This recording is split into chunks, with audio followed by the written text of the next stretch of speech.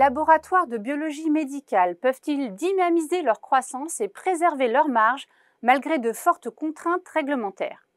La nouvelle étude Precepta Insect de Xerfi identifie 10 actions clés pour se distinguer sur un marché concurrentiel où l'offre s'avère homogène et où une grande partie des actes sont exposés à des baisses tarifaires.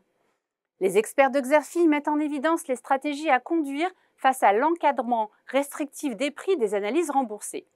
En effet, un accord triennal prévoit une nouvelle régulation des dépenses de biologie jusqu'en 2026 qui a de fortes chances de se traduire par des révisions de prix.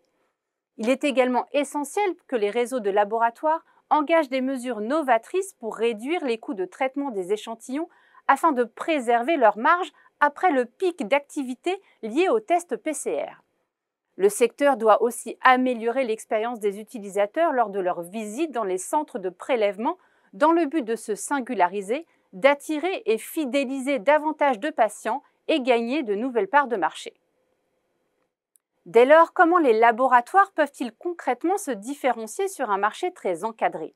Quelle stratégie pour préserver les marges d'exploitation? Et comment enrichir le portefeuille d'analyse pour stimuler l'activité? Dans cette nouvelle étude, les experts de Xerfi ont analysé les stratégies de croissance déployées par les réseaux de laboratoires. Première d'entre elles, l'expansion des réseaux en France et à l'international.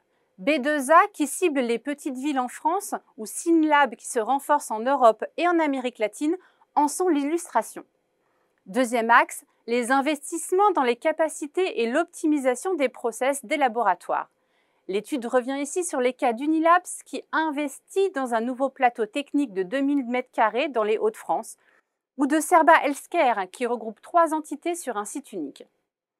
L'extension de la gamme d'examens constitue la troisième des stratégies de croissance.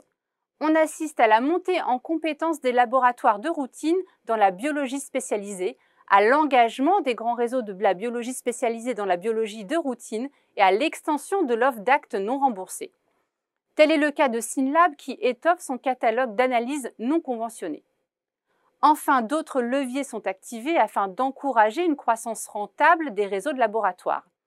L'étude revient à ce titre sur le recours à l'intelligence artificielle, la dématérialisation des flux d'informations, l'amélioration de l'expérience patient ou la diversification dans la biologie animale. Au-delà de l'analyse des leviers de croissance en cours, les consultants de Xerfi livrent dans cette étude leurs recommandations stratégiques.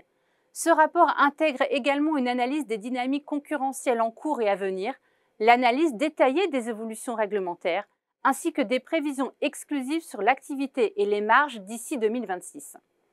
Pour des informations plus complètes sur cette analyse stratégique, vous pouvez télécharger le document de présentation qui se trouve à côté de la vidéo.